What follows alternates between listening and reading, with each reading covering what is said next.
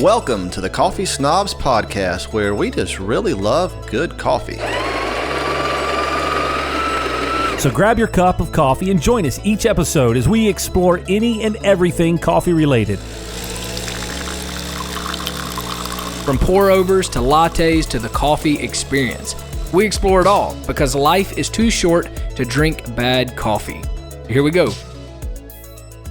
Welcome back to episode 10 of the Coffee Snobs podcast. Dude, we've done 10 of these. It's kind of escalated quickly is what I was thinking. It has. It's kind of like got out of hand.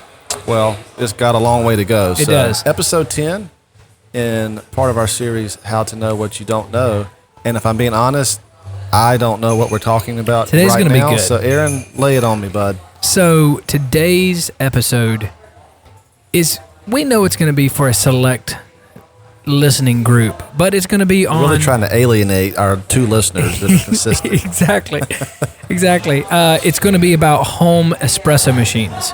Okay. So, yeah, we briefly, I think we did a pour over just talking about our setups. Talk about our setups. That's a good topic. Well, it definitely. We're going to dive into it, but you may hear some background noise. We are at Groundwork Commons in Concord, North Carolina, north of Charlotte. And, it's really, they have really good coffee. They have been serving a brand for a long time, but they recently switched to, do you know, Tyler? Well, I think they originally started off with Pure Intentions, which is a roaster out of Charlotte. Yep. And I think they have just kind of expanded their offerings lately. And if I'm not mistaken, the coffee we're enjoying today is Black and White. That is correct. And that's a really good roaster we've just recently discovered out of Raleigh. Yeah, Raleigh. Cool. So, Aaron, you have something really tasty looking in front of you. What are you drinking at the moment? So, in this beverage is 2-ounce shot of espresso, seltzer water, honey, and grapefruit. And that is the potable of this. And it is really good. Yeah, I had a sample of it with a separate straw, mind you. It is an iced drink. We're currently drinking out of the same straw. It's no big deal.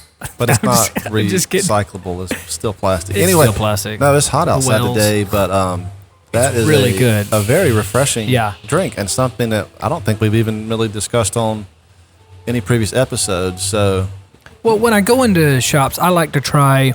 A lot of shops will have seasonal recipes or seasonal beverages, and I really enjoy trying their seasonal beverages because, I like trying something different, and I love for the barista to really experiment because sometimes they land on something really good, and other times it's not that. I think this drink is the brainchild of one of the fantastic baristas here, Katie. Yeah, Katie. Hopefully, maybe we can get her on a show in the that would future. Be really good. So, what is new with you today, Aaron? Well, with me, I have recently just consumed a bag of counterculture. A bag? Like an entire bag of coffee? Quite a bit. Quite a bit. But have you noticed that counterculture has changed their... They rebranded their bag. They rebranded their bag. That's like from maybe not even a coffee nerd, but like a graphic design nerd. Mm-hmm. I like it. Yeah, I really like it too. And that might seem kind of trivial, but one thing that I enjoy about good coffee is seeing a cool bag design. And I know that might sound like kind of odd, but to me, if you're just going to see like a blank generic bag of coffee with little thought to the design, that just indicates that, this is just your standard coffee. Again, nothing wrong with that, but I think when you have some really cool roasters that have fun designs on their bag, that's just kind of an expressive, kind of shows who they are, Yeah, and I like the rebrand. I think it is really good. Cool. Their single origin bags are really, I love the color. It's still pretty much like it was, the color palette, but it's refined. Sure. And probably a lot of you are like, I've never even seen a bag. So do yourself a favor and either buy a bag of counterculture or do the Google search. Hey, here's an idea. Okay. In the show notes, let's put a link to a bag of Big Trouble on their website. What about that? Okay, sure. Like to buy? Yes, why not? Okay. Sounds good. We'll in the show notes, if you'd like to buy a bag of Big Trouble, go to the show notes. We won't buy it for you, no, but we will point you in the direction of where you can get some really good freshly roasted coffee. Yeah, so very fun. That's the first thing that caught my attention and what's new. But the second thing is, a few episodes ago, we talked about a guy named Aaron Makes Coffee. Now, is this your other account that you just don't tell us about? Well, no, but is it still spelled the same way? it is still spelled the Okay. same way. So, Aaron Makes Coffee. I got this Instagram notification that Aaron Makes Coffee was going live, and I think it was like, I want to say it's like 9 p.m. Okay. And so I hopped night caffeine. late night, and I'm thinking, there's no way they're making coffee, that he's making coffee at 9 o'clock. And it wasn't just him. He lives in California. Maybe it's only 6 p.m. No, he's in Winston-Salem. Oh, okay. He's not far. But this was gold. And you'll understand Gold, Jerry, gold. You'll understand why I'm saying gold later. Because he was doing an Instagram live with another Instagram account, Drink Gold, Be Gold. And that gentleman's name is Michael Argon. And they were both doing AeroPress, cold brews AeroPress. Like at the same time? Yes. Different locations? Different locations, Okay. talking about recipes. It was really cool. They were sharing knowledge. Seriously, it was very, very cool. So I'm telling you this because if you're on Instagram, follow Aaron Makes Coffee, all one word, and follow Drink Gold, Be Gold. It is spelled like it sounds, Drink Gold, Be Gold. And Michael and Aaron, they are extremely knowledgeable. Michael just got a beautiful new espresso machine. And we're talking about espresso machines today. Oh, boom. Even though we never met these guys, but even though we've never met them, it sounds like maybe we should hopefully talk with them in the future. yeah. if that's a So possibility. Michael is located in Utah, so he's that quite is a a far far piece Yeah, away. it's a far. I Okay. mean, but maybe we can travel out there. I mean, maybe we could Well, when do our a piece. budget for travel expands beyond for sure. $1.48. seriously. But I know that's a lot of what has happened. But man, that Instagram Live was extremely knowledgeable. They were given a lot of good information. They were consuming some really good coffee. And if I would have drank that coffee, I would have been up till. But see, like I said, so one of the guys was in Utah, so it was only 6 p.m. for him. Yep. But Yep. I think you're just making us look bad because we haven't done an Instagram Live like that. But maybe that's food for thought for the future. Maybe so. Moving What's on. what's up with you, Tyler? What is new with me? Not nearly as much as you, it seems. Well. Been enjoying the old standby some Enderley coffee at the house, and I'm currently drinking a black and white roasters latte from here in Groundwork, and Yeah. I'm just enjoying life. So Yeah, Columbia is what they're having their Colombia, in their grinder today. So super good. But sweet. let's get right into it, and we're gonna start from the basics. So most people that are getting into an espresso machine, A home espresso home machine. espresso If you're machine. going to invest in that, then we were going to assume that you enjoy coffee. Yeah. Enough to spend a little bit of money. but if I'm not mistaken, both me and you came in at a extremely cheap price point. Yes, the long and winding road. I actually had I think it was a DeLonghi espresso machine. It was only like $100 on Amazon, and I think I got it actually as a Christmas gift. And a classic mistake. I really didn't utilize it. I think it's actually a pretty decent machine for $100. It had, it could make espresso and it had a steam wand for the milk. But at the time, I did not have a very good coffee grinder.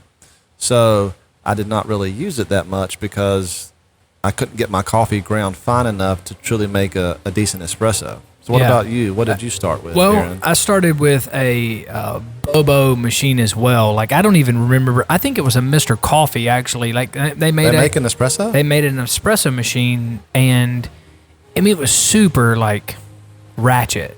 Ratchet. What's that? The old people term or hip people term Ghetto. for Bobo. Yeah, I mean it was ridiculous. Like So you had a Mr. Coffee espresso machine, and and actually it was a hand me down. I think my parents bought it thinking they were going to make it, and they never did, and it sat under the counter for a few years. Really? And same with you. Yeah. The grind is the most important part of the espresso machine. Sure. Because So if you put coffee under pressure, it will produce crema, but you got to have the grind is super important. one thing I didn't realize is, you associate that you're getting good espresso extraction from whatever machine you're using when you see the espresso and you have the crema on top, correct? Correct. Well, apparently, a lot of these lower end machines will have a portafilter with some sort of gasket on it. Which I didn't even realize that's what my DeLonghi had. But essentially, it's making fake crema. Correct. So it's just aerating the milk or aerating the espresso, correct? So again, I didn't really know what I was doing. I was trying to make an espresso shot with a coffee that was way too coarsely ground. But I thought to myself, well, I guess I'm doing it okay because I'm getting crema out of it, which in reality, I was not. Well, espresso machine, and this is really kind of setting the tone for today, because on an entry-level machine, there are some things that they do to help you get results, because I honestly believe the industry knows if you're buying a, sub $400 machine, okay? Like I'm grouping it a sub $400 machine, that a grinder is maybe a reach for you. Sure. And you're probably buying bags of coffee that are already pre-ground, and they're not ground to espresso size. They're doing some things to help you yield. They know you're not going to put quality in, and so there's some things that they can do to help you get a little bit better quality or fake a little bit better quality. Like yours had the gasket, and so a lot of them come with a restricted portafilter basket on lower end portafilters or lower end espresso machines. They'll come with a restricted basket to help increase the pressure, so that way you may have looser coffee or not ground properly coffee size, and you can still get a good pressure and get a good extraction or emulate a good extraction. Yeah, I think emulating is a good word.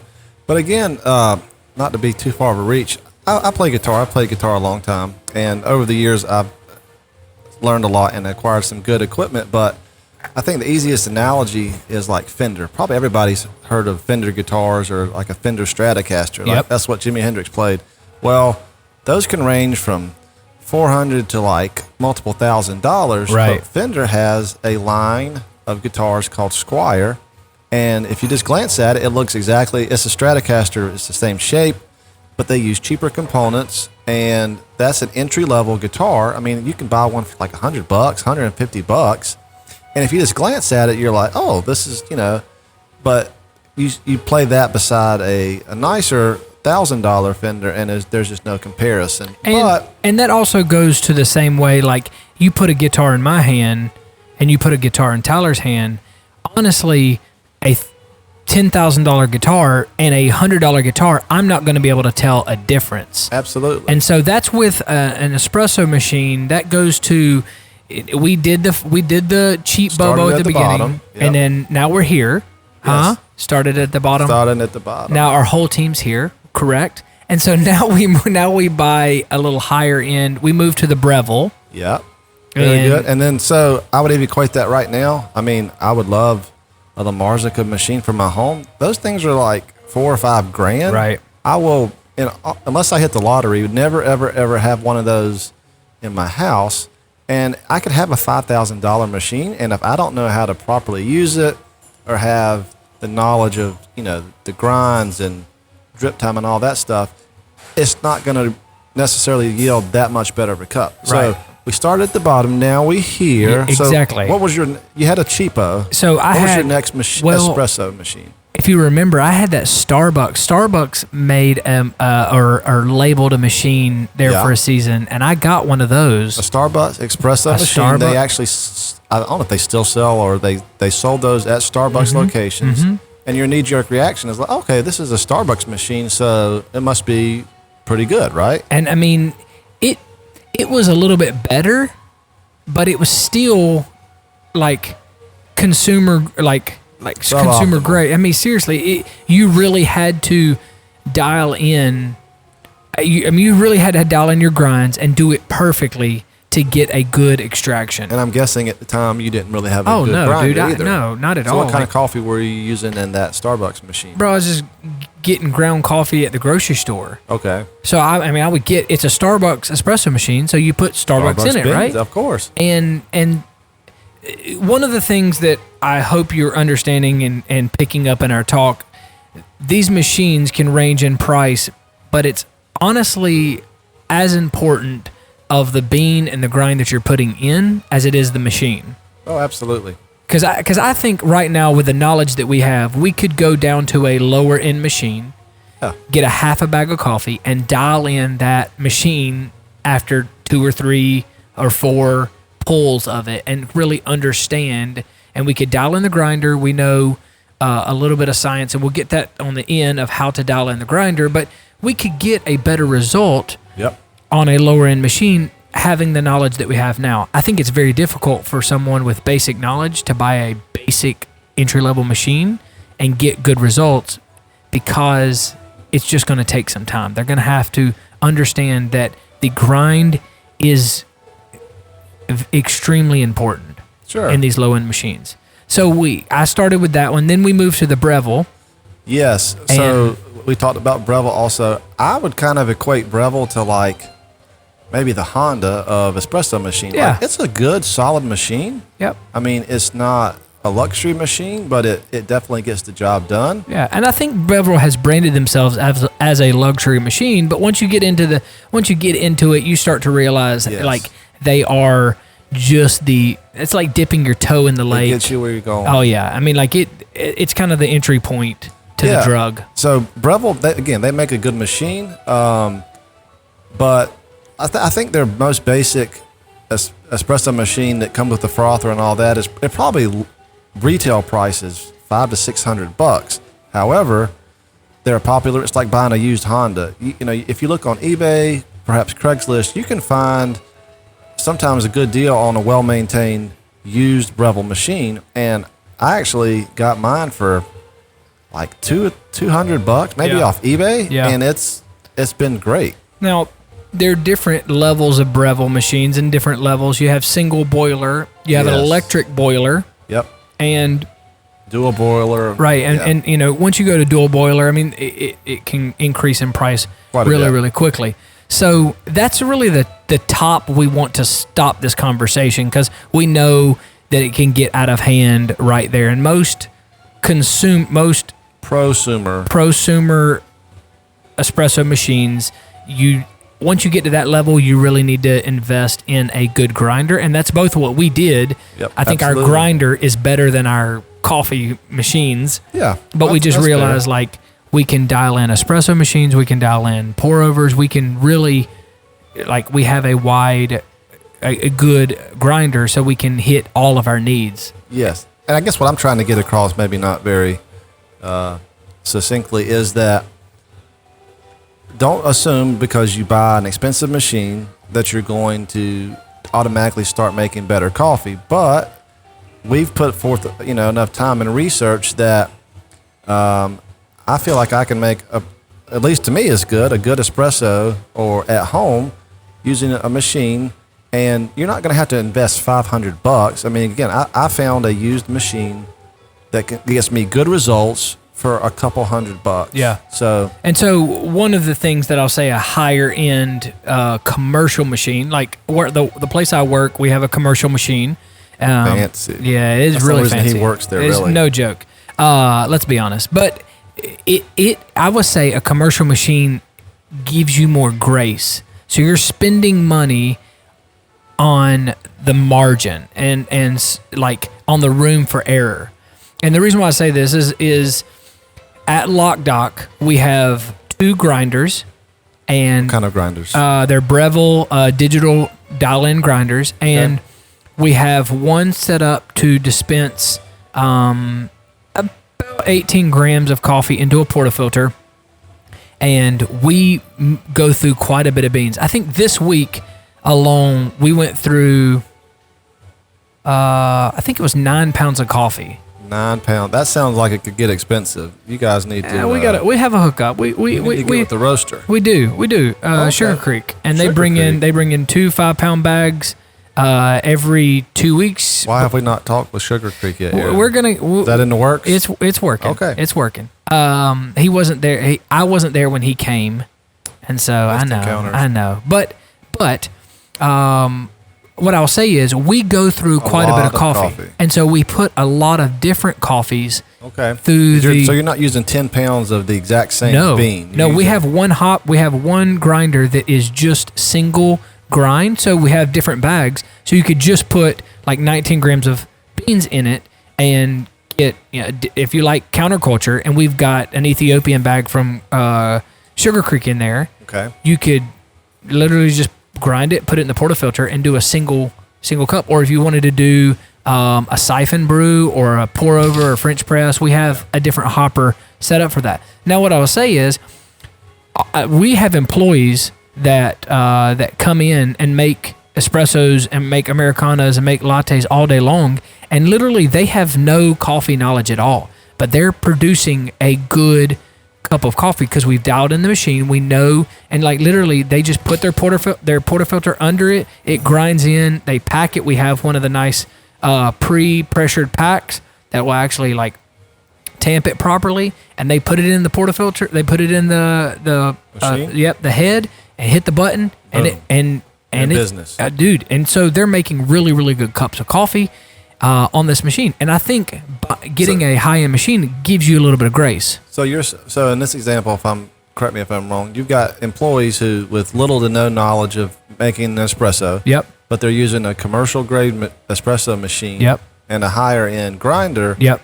And they're yielding good results. Yep. Okay. I mean, we know that there are some like cups that are over extracted. Some of the guys are kung fu-ing the crap out of the. They probably don't really even notice or care, to be honest. Right, and that is a whole different variable. Some of them are just like, it's hot coffee, that's all I want. And then there are some guys, like today we had a conversation with one of the employees. He's like, hey, teach me how to make a better latte. And we went through the process, and he was scorching the milk. He was adding way too much heat. Okay. And adding not enough texture, and so we helped him dial it in, and he's a sales and project manager, right? But he's making really good lattes now. And so what I will tell you in this how to know what you don't know about espresso machines is you're going to make some bad investments. Yes. And a bad investment, in my opinion, is a low end espresso machine.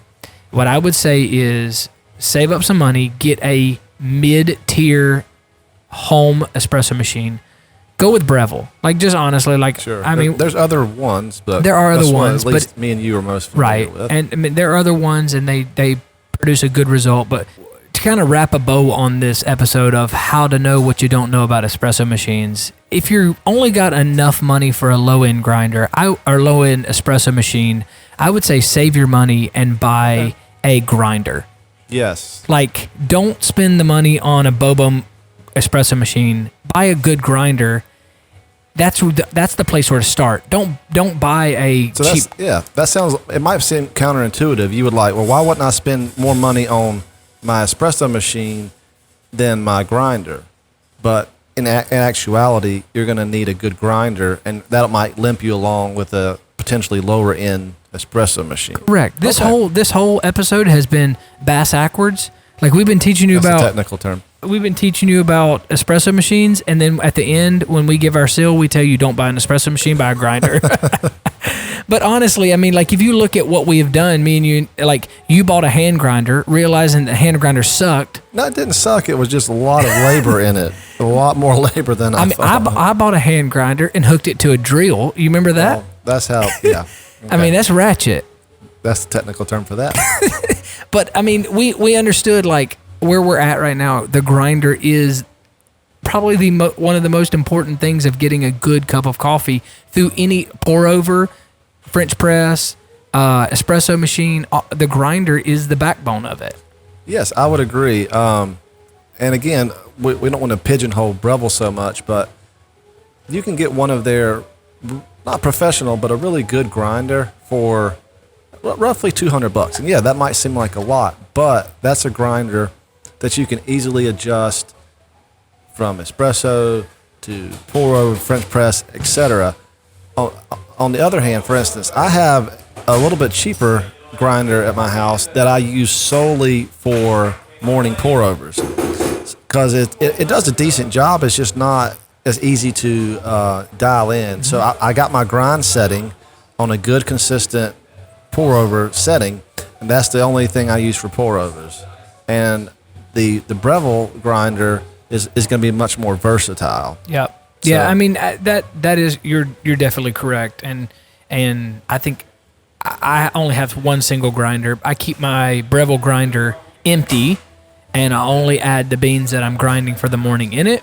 That way I could dial, when I had my espresso machine, I could dial it in for espresso because I knew the points where I was on the grinder, and if I was doing a pour over for my wife or she was doing one, she knew what numbers to punch in. But just a real quick, if you've got an espresso machine and you've got a grinder and you're like, well, I want to know how to make it taste better, here's a good rule.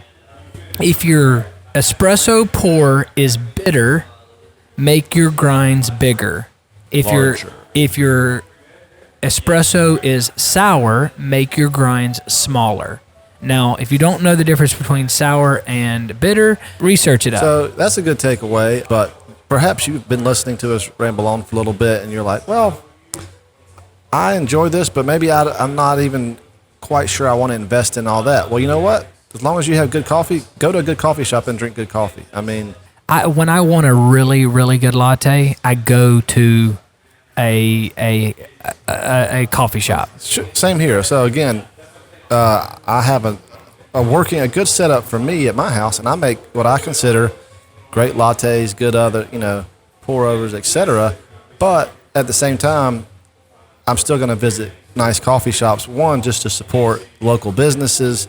Two, because they're able to dial in these drinks even more so than I am at home. We know that getting an espresso machine at the house may deter you from going to espresso or going to coffee shops, but I know for me, when I got mine, I actually went and got quite a bit of lattes because I did not know what the proper espresso shot tastes like. Yes. And so, I would go quite a bit and get like just regular lattes or just get espresso shots to taste it and then be like, okay, this is... And like I said, if you're listening to this podcast, you're either on your way to becoming a coffee snob or a coffee snob or something of that variety. So you have at least enough of an interest in coffee that, you're going to visit good shops, want to experiment at home.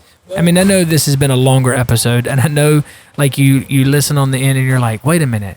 They told me not to spend money on a espresso machine. They said spend money on a grinder. But if you have an espresso machine that you think we should talk about or review, please let us know. We would love to know. Yeah. And if you don't like espresso, tell us why you don't like espresso. Yeah, and that's okay. If you just like drip coffee, more power to you. Yep. But that about wraps up episode 10. Again, we are the Coffee Snobs. We are a duo today. And Aaron, if these guys want to reach out to you. Aaron Beaver, Aaron Beaver. And that is on Instagram. The Instagram, me, Tyler, TYDANCY. And again, we thanks for listening. Hey, if they want to follow us on Instagram, what's our handle?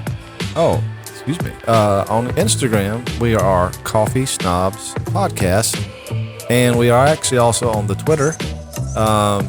The name on there is Coffee Snobs NC. Yep. Because I guess we couldn't fit Coffee Snobs Podcast too many characters on Twitter.